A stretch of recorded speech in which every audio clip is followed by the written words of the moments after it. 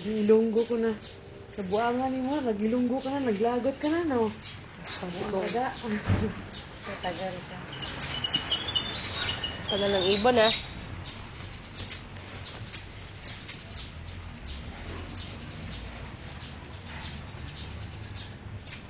Lynx. Si Lynx, sarap ng buhay, eh.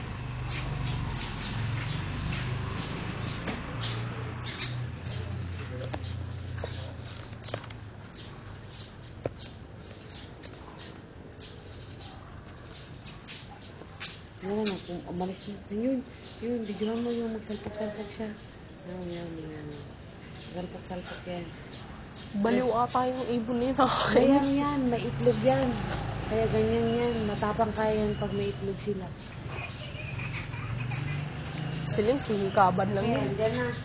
Magkakapilan, magkakala. Naku po! Tagal.